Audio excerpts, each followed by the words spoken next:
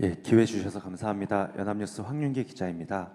저는 코스피 지수에 관해 여쭤보려고 하는데요. 코스피 지수가 어제 4,900선을 돌파해서 5,000을 목전에 두고 있습니다. 대단한 성과이지만 상승폭이 첨단 기술 위주의 일부 종목에 집중되고 펀더멘털의 뚜렷한 개선이 없어서 다시 급격한 하락을 우려하는 목소리도 있습니다. 대통령께서는 취임 후에 지금의 코스피 상승을 어떻게 평가하고 계신지, 그리고 한국 경제가 이 정도 수준의 코스피를 계속 유지할 수 있을 것으로 분석하고 계신지 여쭙습니다. 특정 섹터 또는 특정 종목 중심으로 오른 거 아니냐. 그러니까 급격하게 내릴 수 있지 않냐. 약간 논리 무슨 것 같아요? 즉 대부분의 종목은 오르지 않았다. 그럼 떨어질 일도 없겠죠. 그게 문제이긴 해요. 모두가 다 오르면 좋죠. 근데 주식시장은 본질적으로 모두가 다 오를 수 없어요. 개선되는 업종도 있는 것이고 개선되지 못하는 업종도 있는 것이고 저평가된 종목도 있고 고평가된 종목도 있죠. 주식시장은 세상 만사만큼이나 다종다양하죠. 안 오르는 것보다는 오르는 게 낫죠. 오르는 데는 또 오르는 이유가 있기 때문에, 또 내리는 데는 내리는 이유가 있기 때문에 이게 급격하게 뭐 그렇게 쉽게 막 지 마음대로 왔다 갔다 하진 않아요. 그게 그리 간단한 게 아닙니다. 그리 쉬우면은 과거에 왜 3,000포인트도 못 넘어가지고 이렇게 고생했겠어요? 넘긴 넘었군요. 저는 코스피 지수가 앞으로 어떻게 될 거다라는 걸 예측할 수는 없어요. 저도 모르죠. 전문가들도 못 맞히던데. 그러나 기본적인 얘기는 할 수 있어요. 제가 선거 전에 드렸던 말씀 그대로입니다. 대한민국은 저평가되어 있다. 객관적 지표상 명확하다, 그거는. 보통 한 절반에 가깝게 저평가되어 있다고 얘기했죠. 지표도 그래요. 예를 들면 뭐 핵심적인 지표가 주가 순자산 지수, PBR이라고 그러나요? 누가 PBR, PER 잘못 말했다가 엄청 혼나고 있던데. 뭐 그럴 수도 있지, 그거를. 저도 가끔 헷갈리는데. 현재는 주가 순이익 지수, PER. 이게 엄청 낮잖아요. 대만보다 낮단 말이에요. 저개발 국가보다 낮아요.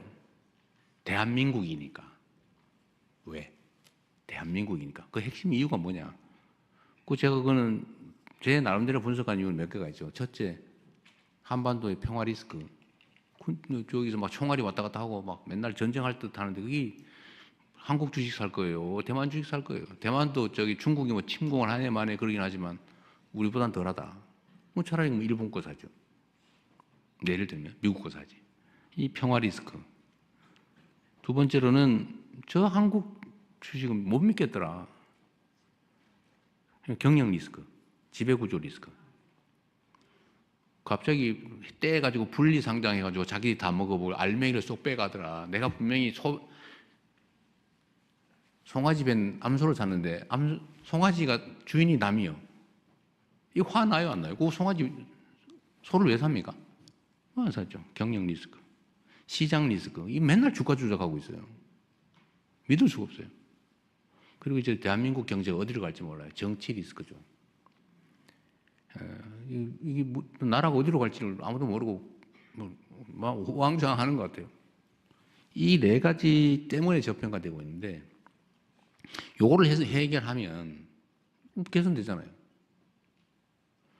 그런데 제가 그래서 선거 전에 말씀드렸잖아요. 그냥 정권이 바뀌는 것만으로 3,000원 넘어갈 거다. 왜냐하면 이 중에 정치 리스크가 해결될 거거든요. 그리고 혹시 평화 리스크가 그것도 뭐 전쟁하자고 그러고 막 무인기 띄우고 무슨 전투 헬기 막 국경선에 막 왔다 갔다 떼지어 왔다 갔다 하고 막 이거 안 할 거 아니에요. 그다음 지배 구조는 고칠 가능성이 있는데 주가 조작은 혹시 규제될 수도 있는데 이런 기대만으로 3천 넘어갈 거다. 3천 넘잖아요. 대신에 이 네 가지를 지금부터 집중적으로 정부가 하지 않습니까? 진짜 주가 조작하면 집안 망한다는 걸 확실히 제가 보여줄 거예요.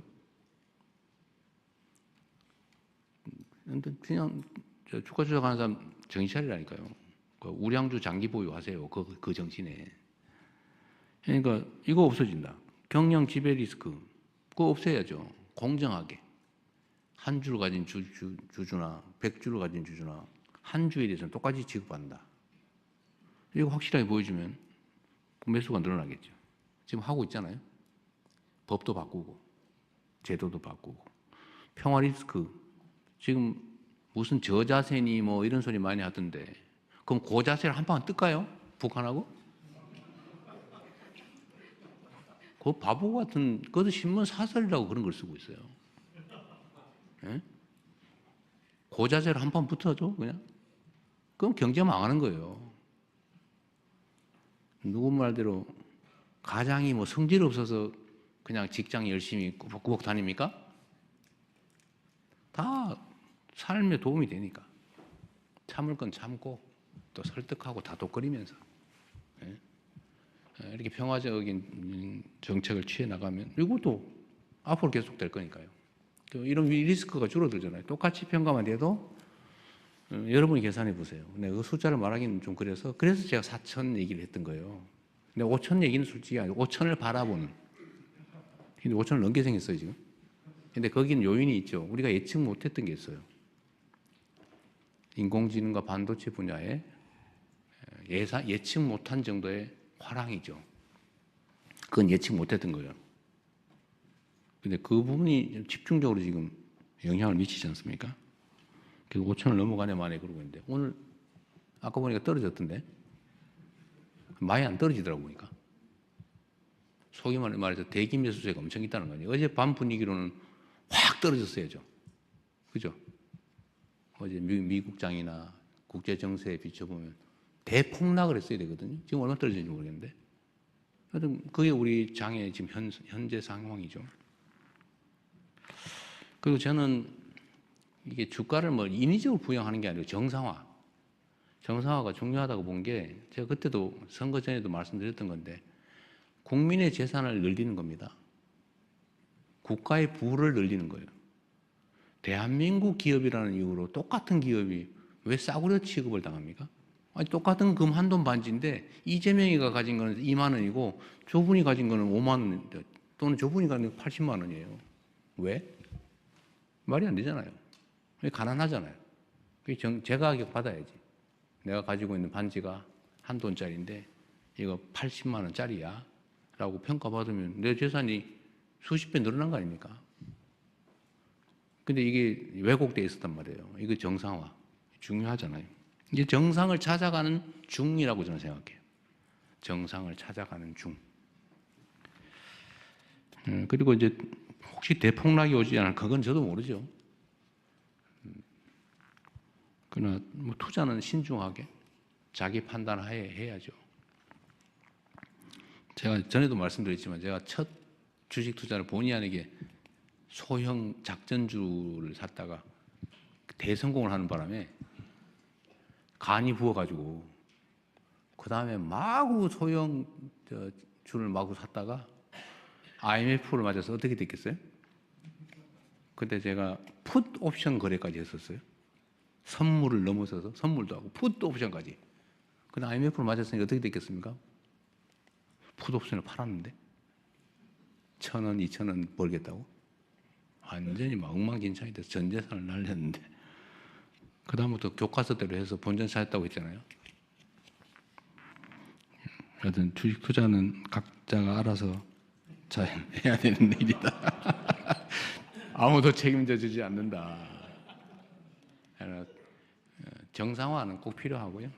정상화 과정 중에 있다. 네. 떨어질 거 얘기 물어보지 마세요.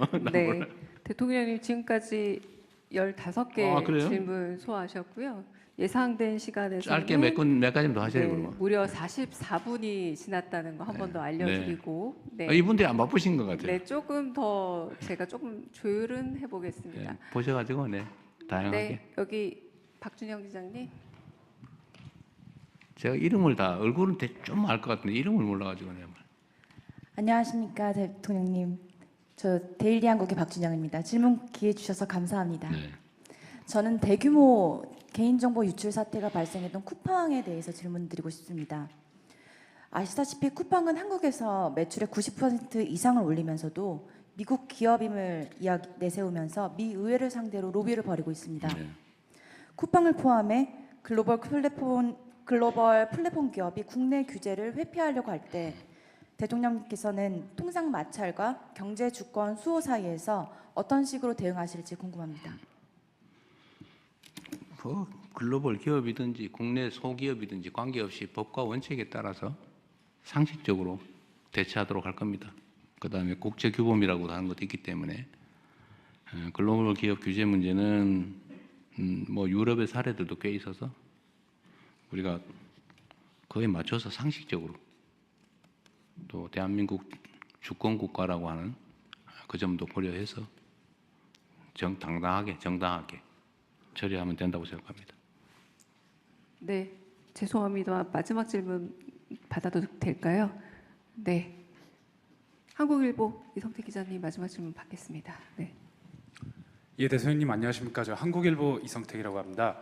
저는 그 정치 관련해서 대야 관계 관련해서 하나 여쭙고 싶습니다. 이제 그 장동혁 국민의힘 대표가 이제 특검을 수용 요구를 하면서 단식 7일차에 접어들었는데요. 그리고 또 한편으로 요구하는 것이 1대1 대통령님과 단독 회담을 좀 요구를 하고 있습니다. 이런 정국을 대통령님께서 좀 어떻게 풀어가실 생각인지 하나가 궁금하고 그 장동혁 대표의 그 1대1 만남 제안에 응하실 생각이 있는지 궁금합니다. 뭐 소통과 대화는 중요하죠. 뭐 야당 대표도 당연히 필요하면 만나는데 필요하고 유용할 때 만나야 되겠죠. 전에 봤더니 제가 하지도 않은 말 지어내가지고 정쟁을 유발하는 수단으로 쓰는 분들도 계시더군요. 뭐 그러더라도 계속 만나기는 해야 될 것 같고 지금은 여야 간 대화가 우선인 것 같습니다. 뭐든지 제가 다 개별 정당과 다 이렇게 직접 소위 말하는 직접 대화, 직거래를 하면 여야 관계나 여의도 국회에는 어떻게 되겠어요? 충분히 대화하고 거기서 좀 더 추가의 뭐 돌파구가 필요하거나 또는 대통령의 정치적 결단이 필요하거나 이러면 그때 만나는 게 맞다고 생각합니다. 네, 네. 좀 더 하세요. 내가 짧게 하겠네. 제가 짧게 얘기하면 될 것 같아요. 네. 우리 여기 뒷부 여기 앞에 성함이 누구인데 기억이 안 나. 또 한 번에 무슨 말씀인지 한번 해보십시오. 저한테 좀 사각지대라서 네네네 죄송합니다. 네. 중앙일보 네, 우현석 기자. 중앙일보예요? 네네 저한테 딱 사각지대였습니다. 그러게. 네네. 예, 중앙일보 우현석 기자입니다. 그 어제 국무회의에서 그 원전 얘기 한번 원전 네. 예, 얘기하셔서 그 지금 에너지 고속도로가 호남에서 이제 송전탑 이슈 때문에 어려움이 좀 있는데 네. 원전도 결국 송전탑 이슈 같은 게 또 있을 그럴 수밖에 수 있죠. 없잖아요. 그런데 이제 그걸 여론조사 국민 여론 말씀하시면서 약간 신규 원전에 좀 열어놓으신 것처럼 느껴지는데 좀 어떻게 고민하고 계신지 부탁드립니다. 네. 저는 원전 문제가 너무 정치 의제화됐다는 생각을 합니다. 필요하면 안전성 문제를 포함해서 뭐 검토할 수 있는 거죠. 근데 이게 마치 그 이념 전쟁의 도구처럼 이렇게 인식되는 게 바람직하지 않다는 생각입니다. 그리고 최근에 이제 국제 추세나 또는 에너지의 미래 이런 것들을 좀 고민을 해보면 엄청난 에너지 수요가 있는 건 사실인 것 같고 또 재생에너지의 간헐성 문제, 그러니까 낮에는 발전이 되는데 바람 불 때는 발전이 되는데 그럼 아닌 때는 아예 안 되고 이런 문제, 이런 문제에 대한 대응, 소위 기저전력을 어떻게 확보할 거냐 문제. 하여튼 이런 것들을 다 많이 고민을 해봐야 되겠다. 너무 이렇게 이념적으로 닫혀 있는 거 옳지 않겠다. 그 생각을 해서 그냥 그런 원칙적인 말씀을 드린 겁니다. 그러니까 필요한지 안전한지 국민의 뜻은 어떠한지 이런 것들을 열어놓고 판단하자. 그런 얘기였습니다. 더군다나 이제 국가계획도 이미 확정이 됐는데 이 국가정책의 안정성, 지속성이라고 하는 측면에서도 뭔가를 결정했는데 정권 바뀌었다고 마구 뒤집고 이러면 이게 예측 가능성이 떨어져서 경제 주체들의 그 경영 판단이나 이런 미래 예측에 좀 장애를 주는 측면이 있어요. 그래서 제가 아까 뭐 예를 들면 위안부 또는 뭐 그 강제징용, 강제동원 문제나 또는 뭐 이런 문제에 대한 기존의 합의가 그렇게 마음에 들지는 않는데 이 국가 간 합의라고 하는 것도 뭐 정권 바뀌었다고 막 뒤집고 이러면 국제적 신뢰에 문제가 있어서 그냥 좀 기본적으로 존중하지 않을 수 없다는 말씀을 드리는 거예요. 아마 이것 때문에 좀 불편하거나 좀 불만인 우리 국민들께서도 계실 겁니다. 특히 원칙적인 입장을 가지신 분들. 그래서 이 원전 문제도 좀 비슷한 측면이 있어서 그 점도 좀 고려는 해야 되겠다. 이미 정기 기본 계획에 넣어놨는데 그리고 국제적으로 보면 원전 수출이 아주 중요한 저희 과제이기도 하잖아요. 시장도 엄청나게 사실 많이 늘어나고 있고 원전 시장이 뭐 그런 점들까지 좀 객관적으로 고려하자 그런 취지였습니다. 앞으로 뭐 어떻게 할지는 또 최종 결정은 남아 있으니까요. 좀 공론화도 거치고 의견 수렴도 하고 논쟁도 하고 좀 열어놓고 하자 그런 말씀이었습니다. 네. 외신에 한번 기회를 주시죠. 지방 혹시 아, 그래요? TBC 황상영 기자님 먼저 하고 외신 기자 그러세요? 얘기 넘어가겠습니다. 네. 예, 질문 기회 주셔서 감사합니다. 대구 경북을 가시청권으로 하는 TBC 대구 방송의 황상현 기자입니다. 지금 올해 국정 방향이 지방에 방점을 두는 것 같아서 감사의 마음을 먼저 전합니다. 그런데 그 지역의 공공재인 지역 지상파 방송들이 많이 어렵습니다. 생존의 위협을 받고 있는데 이게 결국 지역민들의 피해로 돌아갈 수밖에 없습니다. 또 국회에서 예산이 통과됐는데도 그러니까 증액됐는데도 삭감된 경우도 있고요. 이에 대한 대통령님의 생각과 또 정책 방향을 듣고 싶습니다. 네, 뭐 어려운 문제죠. 그건 뭐 국회 예산 심의 과정은 저도 뭐 얘기는 들었는데 그게 뭔 말인지 잘 모르겠더라고요. 어쨌든 뭐 법 규정 체제상의 문제가 좀 있었다고 하는 것 같고 지역 언론뿐만이 아니라 이제 언론 진흥이라고 하는 거는 뭐 중요한 국가적 과제죠. 근데 언론은 이렇게 지원받고 존중받고 보호받는 핵심적 이유는 제대로 된 정보를 전달하고 또 비평 그다음에 권력 감시 활동을 객관적으로 해서 국가 시스템 유지 발전에 도움이 되니까 그러는 건데 또 한편으로 보면 언론이 권력화돼 가지고 중요한 정치 집단의 한 구성원인 것처럼 행동하는 경우도 꽤 많아요. 그리고 이제 요즘은 이제 소위 뉴미디어의 역할도 매우 커지고 있죠. 전통적 언론들의 역할도 결코 무시할 수 없는 부분이어서 언론 진흥은 지금도 계속 해야 될 국가 정책이긴 합니다. 근데 이 지역 지방 방송 지원은 어디 홍보수석이 거기 있어요? 어제도 준비를 하고 있다고 그러신 것 같아요. 예, 그렇습니다. 네, 뭐 세부적인 얘기 나중에 설명해 주시고요. 네. 안 하셔도 돼요. 네. 어쨌든 의견을 물어보는 거니까 지원의 필요성을 우리도 공감하고 실제 전에 국회에서 문제된 부분은 좀 해소하려고 지금 홍보수석실에서 준비하고 있습니다. 네. 네, 대통령 말씀처럼 네 저기 아까 앞쪽에 했으니까 뒤쪽에 회색 이 옷 입으신 네 맞습니다. 가운데 뒤 돌아보시는 남성분 아니요 저쪽 뒤 네 죄송합니다. 아니 저 뒤에 그 남성분 네 죄송합니다. 앞에 아까 기회를 참. 드려서요 죄송합니다. 네. 질문 기회 주셔서 감사합니다. 일본 교도통신의 나가오 기자라고 합니다. 한일 관계 아까 질문 하나 남았습니다만 추가로 하나 13일 날에 그 일본 나라에서 개최된 그 한일 정상회담에서 그 대통령께서 가장 큰 성과가 무엇이라고 생각하시는지 하나 여쭙고 싶고 그리고 그 타이밍에서 일본 정치 상황이 약간 그 중의원 국회 해산이 결정되는 타이밍과 겹치기도 했습니다. 그래서 대통령께서 지금 일본의 정치 상황을 어떻게 바라보고 계시는지 하고 앞으로 한일 관계를 안정적으로 유지하기 위해서 어떤 노력이 필요한지 어떻게 생각하시는지 여쭙고 싶습니다. 네. 일본 정치의 상황은 그냥 잘 보고 있습니다.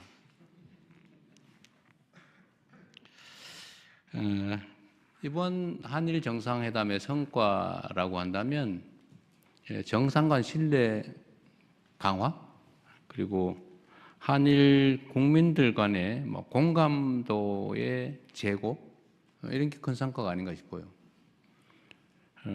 정상회담이 뭐 예를 들면 신뢰를 축적하거나 이런 데 좀 실패하면 양국 간 국민들의 감정도 나빠져요.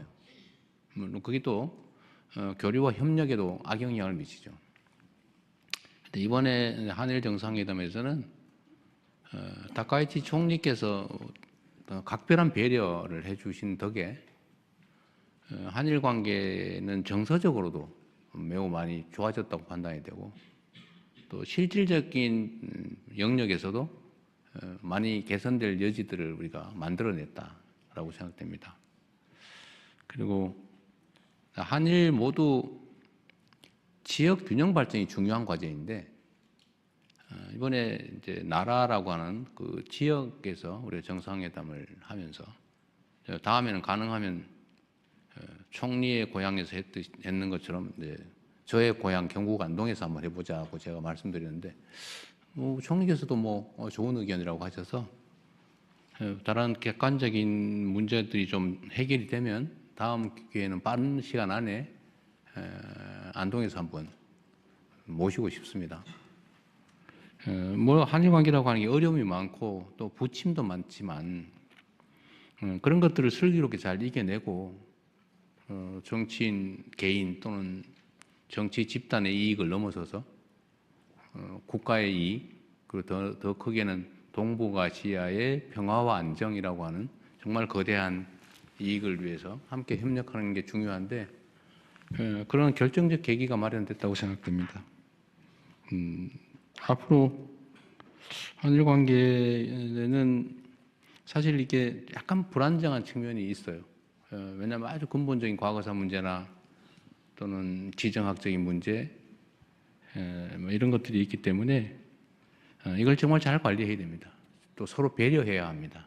배려하고 그걸 통해서 서로 이 어려운 국제 환경 속에서 서로에게 이익되는, 모두에게 도움되는 길을 함께 찾아가면 좋겠습니다. 네, 무려 1시간을 이제 도과하기 직전입니다. 네네. 네. 네. 마지막 질문을 그러세요, 받겠습니다. 네. 그러면 그냥 제 눈에 띄는 분으로, 네. 여기 외치인이라서 죄송합니다. 제 석관으로 가겠습니다. 문화일보 김대영 기자님. 네. 문화일보 김대영 기자입니다. 우상호 전 수석이랑 이제 김병옥 전 비서관 등을 필두로 해서 지방선거 출마하려고 그러는 청와대 참모진들 이탈이 시작됐습니다. 그 중에서도 사실 기자들도 그렇고 국민들도 그렇고 많이 관심을 가질 것 같은 부분이, 대전 충남이 이제 통합이 되면 여권 내에서 어떤 후보군이 나올 것이냐일 텐데, 제가 사실 30대인데 제 주변에 이제 대통령님 지지하는 친구들 얘기를 들어보면 그 친구들이 대통령님하고 여기 계신 강훈식 비서실장님의 사이를 서로 사랑하는 사이다, 이렇게 좀 표현을 하더라고요. 그래서 제가 질문 드릴 부분은 대통령실 참모진의 지방선거 출마가 대통령님의 국정 운영에 득이 된다고 생각하시는지, 그리고 사랑하니까 떠나 보내실 수 있는지, 이렇게 궁금합니다. 문화일보라 그랬죠.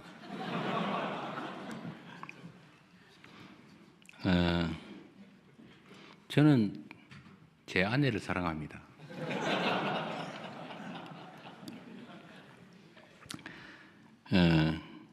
그리고 우상호 등은 이탈을 한 게 아니고 자기 역할을 충분히 하고 또 자기 길을 찾아가는 것이죠. 우리가 무슨 꼭 같이 가야 되는, 떨어지면 안 되는 관계는 아니니까 이탈은 아닌 것 같아요. 그분도 그분의 뭐 삶이 있는 것이고, 또 정무수석으로서의 역할을 충분히 잘 했어요. 또 후임은 또 후임대로 자기 역할을 잘 하겠죠. 뭐 어떤 사람이 어떤 정치적 선택을 하는가 하는 것은 제가 이래라 저래라 할 수도 없고 또 한 가지는 전혀 예측 불능입니다. 알 수 없죠. 정치는 뭐 살아있는 뭐라고 그러던데 개구리처럼 어디로 뛸지 알 수 없다고. 상황은 어떻게 될지 알 수 없죠. 그냥 저로서는 지금 제가 맡은 역할을 열심히 할 거고 우리 참모들도 자기 역할을 그 자리에서는 뭐 마지막 순간까지 최선을 다해 주기를 기대합니다. 근데 뭐 언제 사랑하는 사이로? 징그러. 아닙니다. 네. 대통령님께서는 여사님을 모두를 사랑하죠. 사랑하신다는 우문의 현답을 주셨습니다. 네, 국민 여러분을 대신해서 국내외 언론 잠깐만요. 여러분들과 저기 이거 네. 꼭 물어봐야 되겠다는 뭐 진짜 시간이 지연돼도 이건 꼭 물어봐야 네, 되겠다. 요거는 절실하다. 대통령께서 지목 한번 해주십시오. 아니 머리 많아요. 밤새려고 그러세요? 네. 저기 얼굴은 안 보이는데 흰 팔. 네, 뭔 말씀인지 한번 네, 그렇게 안녕하세요. 절박한지 한번 들어보겠습니다. 네, 안녕하세요. 저는 신화일보 김가혜 기자라고 합니다. 대통령님 어제 그 국무회의에서 2차 종합특검법이 의결이 됐는데요. 이게 이제 최장 수사 기간이 170일이다 보니까 올해 그 6월, 3월 지방선거에 영향을 끼치지 않겠느냐는 우려의 목소리가 나오고 있습니다. 여기에 대한 대통령님 생각 궁금합니다. 감사합니다. 선거에는 봄바람조차도 영향을 미치죠. 바람이 세냐, 약하냐, 따뜻하냐, 춥냐, 비 오냐, 비 안 오냐, 모든 게 선거에 영향을 미칩니다. 그 특검은 뭐 거기에 영향을 미치는지 안 미치는지 잘 모르겠어요. 뭐 어떤 측면이든지 영향이 없을 수는 없겠죠.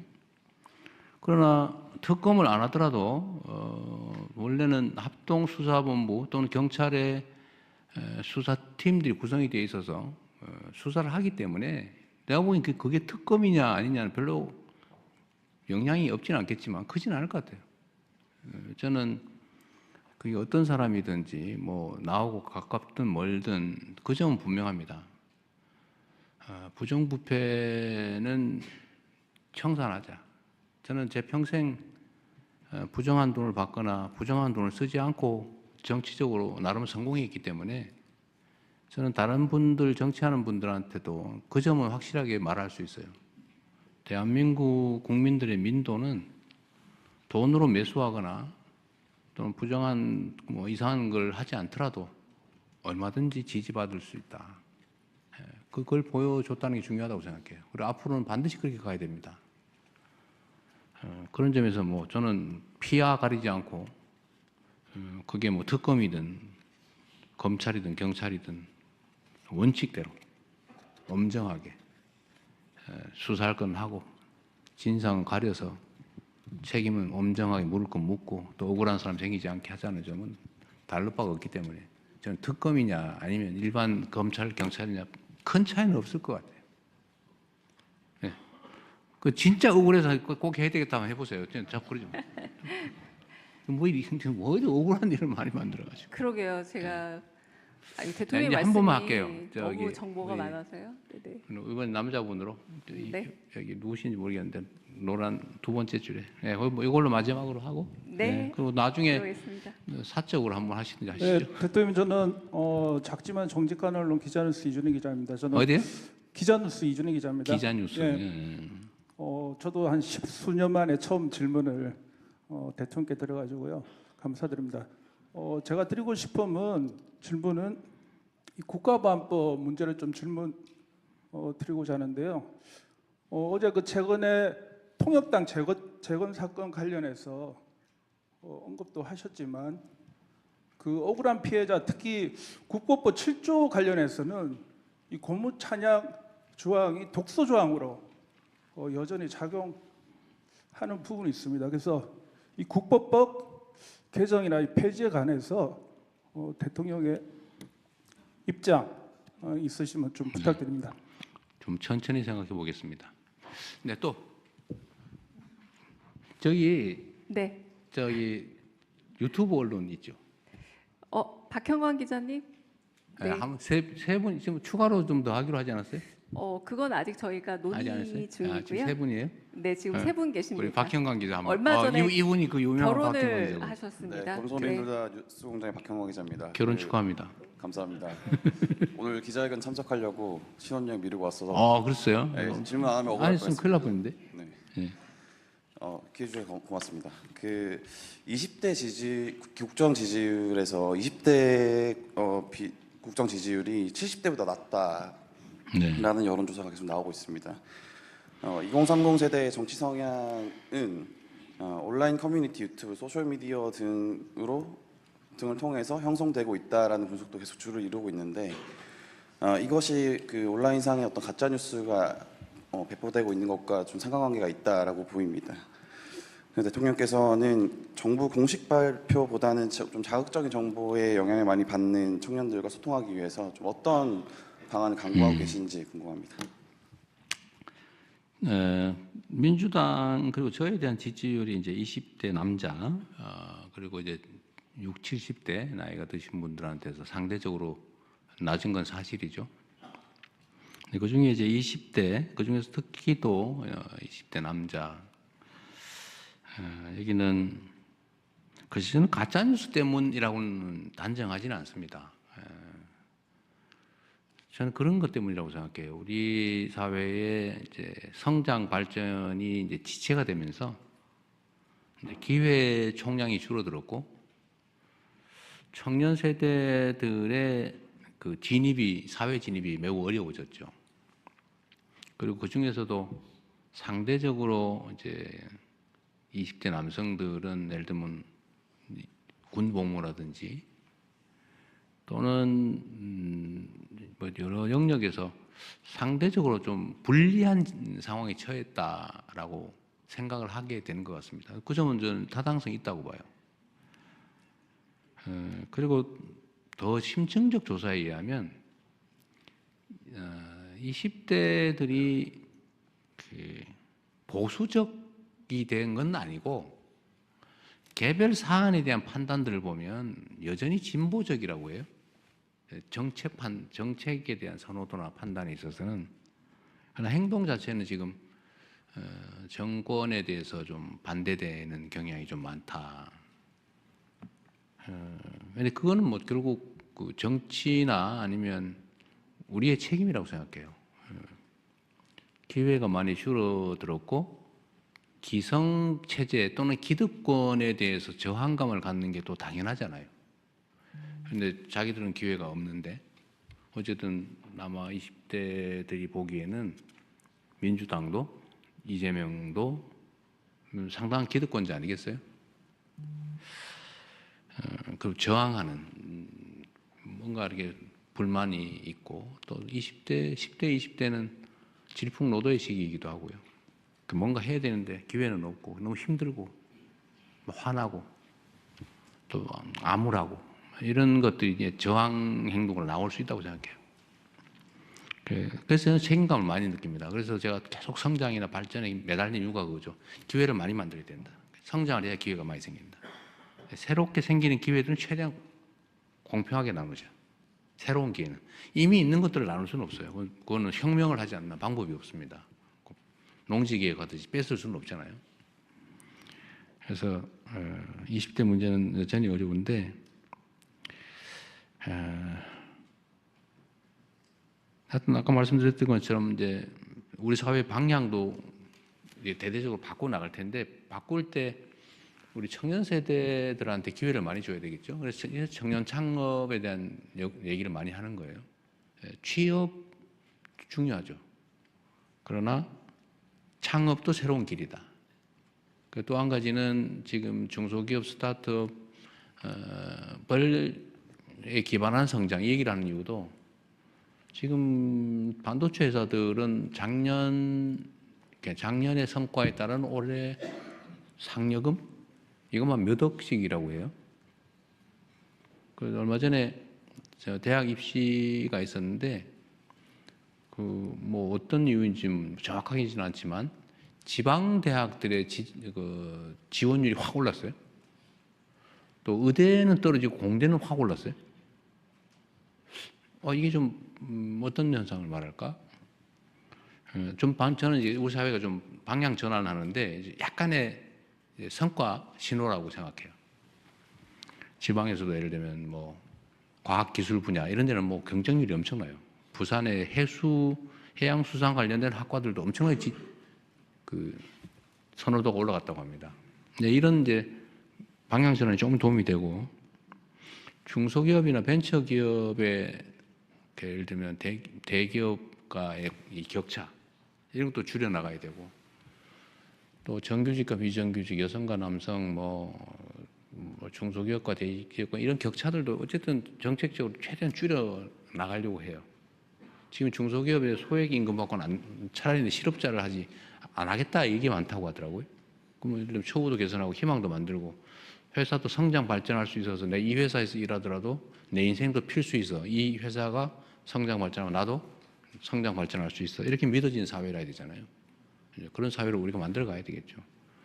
결국 정책적인 노력이 성과를 내야 이 문제도 해결이 되지 않을까. 단순히 뭐 설명하고 뭐 가짜 뉴스 단속하고 뭐 또 해야죠. 해야 되겠지만 더 근본적인 거는 더 좋은 기회를 더 많이 만들어내는 거. 그게 길이라고 생각합니다. 여기까지만 하고 이제 그만해야 될 것 같아요. 오늘 제가 나중에 억울하신 분은 별도의 기회를 갖도록 노력해 보겠습니다. 네, 감사합니다. 국민 여러분을 대신해 국내외 언론인 여러분들과 소통하며 지난 7개월 돌아보고 2026년 이재명 정부가 이를 대전환의 길을 보여드리는 소중한 시간 이제 마무리하겠습니다. 끝으로 갈수록 점점 더 재밌어져서 좀 끝내기 아쉬워졌던 것 같습니다. 네. 그럼 대통령께서 먼저 자리를 떠나겠습니다. 네. 하여튼 여러분들 이렇게 긴 시간 함께 해주셔서 감사드리고요. 여러분들의 질문이 곧 우리 국민들께서 가지시는 의문이거나 질문일 텐데 하여튼 최선을 다해서 좀 많이 말씀드리려고 했지만 그러지 못했는 것 같습니다. 가능하면 자주 뵙도록 할게요. 사실 저는 자주 하고 싶은데 우리 참모들이 뭘 그렇게 자주 하냐고 그래서 실수할까 봐 그러겠죠. 오늘도 아마 제가 얘기한 것 중에 꼬투리 잡혀가지고 어디 사설에 나올지도 모르죠. 그런 위험을 감수하고서라도 자주 뵙도록 노력하겠습니다. 그리고 다행히 한 7개월 이렇게 지났는데 나라가 조금씩 정상화되는 성과가 있는 것 같습니다. 혼란들이 많이 정리된 것 같고 또 기대도 조금씩은 살아나는 것 같아요. 그런 걸 보면서 많이 보람을 느끼고 또 제가 국가 공직자의 한 시간은 5,200만 시간의 가치가 있다. 계속 제가 강요들이나 공무원들한테도 많이 말씀드립니다. 공직자가 어떻게 행동하느냐에 따라서 그 나라의 운명이 결정됩니다. 가진 시간을 또 주어진 권한을 귀하게 여기고 또 앞으로도 최선을 다하겠다는 말씀을 드립니다. 새해 복 많이 받으십시오. 고맙습니다.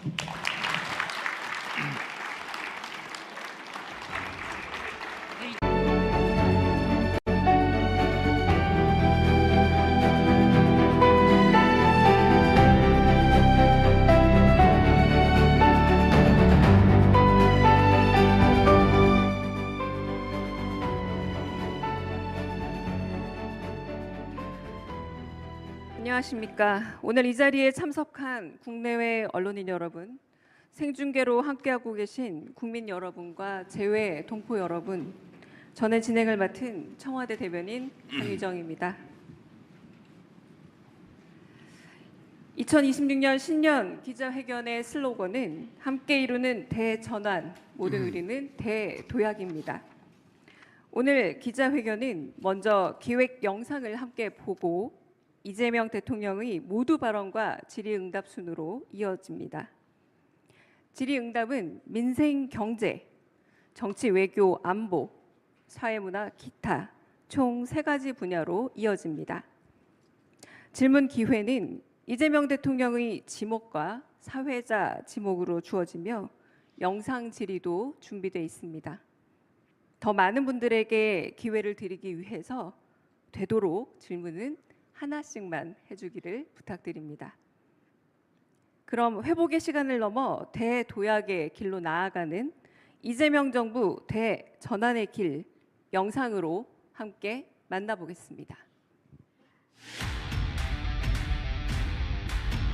울산여는 우리 모두에게 걱정과 불안을 이겨낸 회복과 정상화의 시간이었습니다.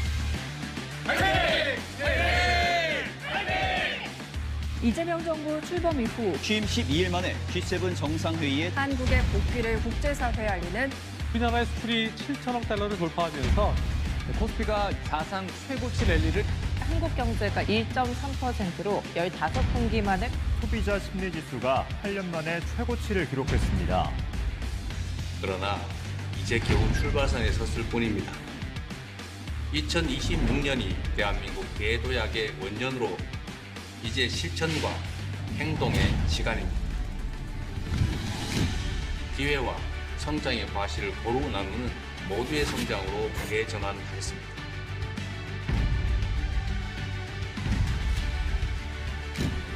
안전이 기본인 지속 가능한 성장으로 대전환하겠습니다.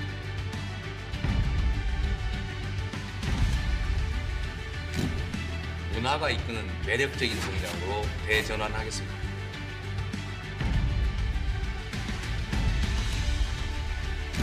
평화가 뒷받침하는 안정적인 성장으로 대전환하겠습니다.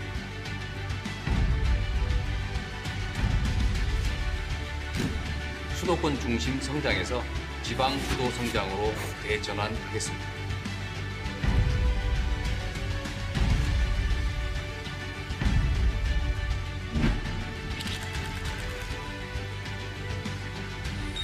지난 7개월보다 앞으로의 4년 5개월이 더 기대되는 정부가 되겠습니다. 오직 국민만 믿고 뚜벅뚜벅 나아가겠습니다. 대한민국 대도약 결국 국민이 합니다.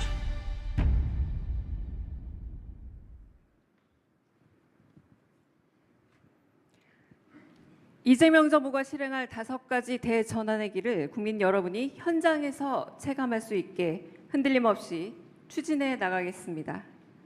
다음은 이재명 대통령의 모두 발언이 있겠습니다. 네, 여러분 반갑습니다.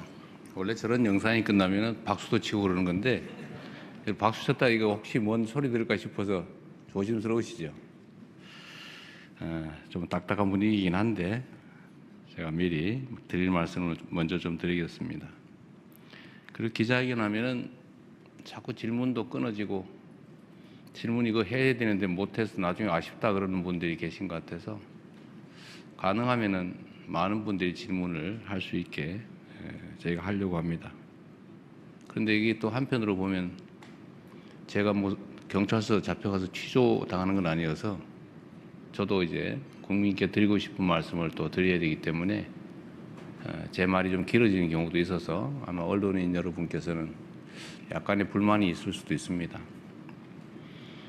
그래서 타협책으로 오늘 90분 예정이 돼 있지만 여러분이 원하시면 시간은 충분히 가지고 밤새 하기는 좀 그러겠지만 여러분 기사 마감 시간에 불편하지 않은 범위 내에서 충분히 질의응답 시간을 갖도록 하겠습니다.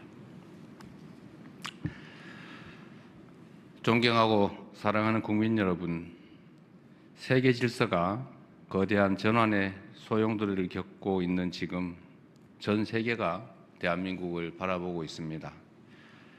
지난해 외교 무대에서 각국 정상들을 만나며 또 올해 중국과 일본을 연달아 방문하며 절실하게 실감하고 있습니다. 대한민국을 향한 국제사회의 관심과 기대는 우리가 무엇을 상상하든 그 이상입니다. 대한민국은 더 이상 열강에 둘러싸인 동방의 작은 나라도 앞선 나라의 정답을 뒤따라가는 후발주자도 아닙니다.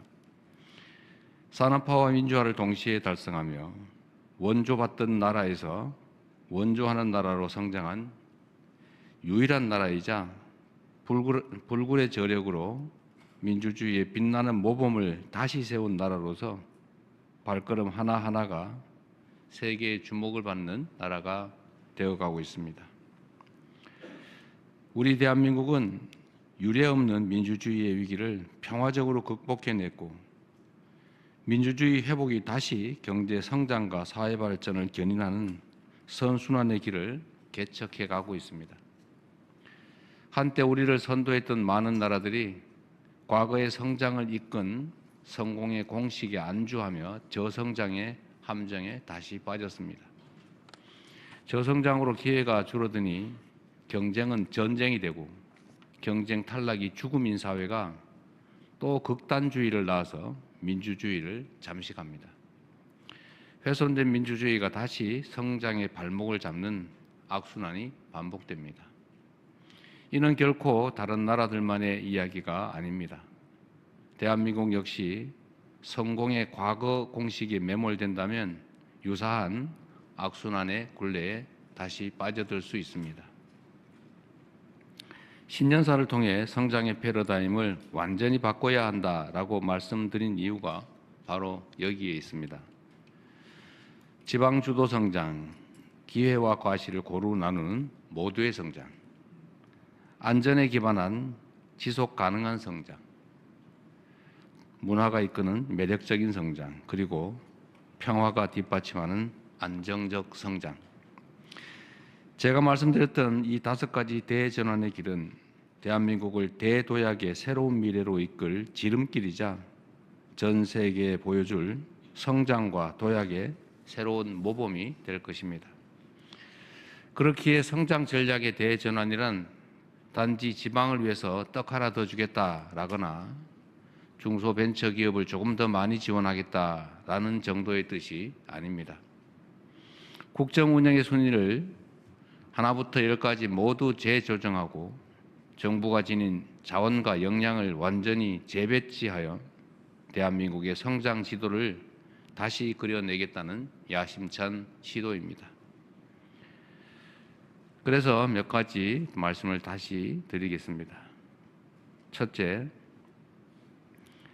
지방 주도 성장으로의 대전환은 이미 시작되었습니다. 각각의 지역이 대한민국의 성장을 주도하기 위해서는 그에 걸맞는 규모를 갖춰야 합니다.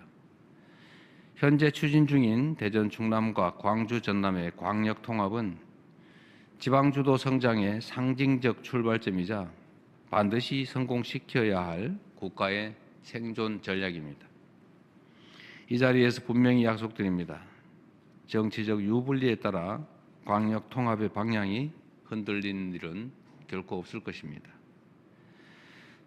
서로 다른 의견이 있다면 치열한 토론으로 합리적 대안을 찾아내고 또 이를 위한 행정, 재정, 제도적 지원을 끝까지 책임질 것입니다.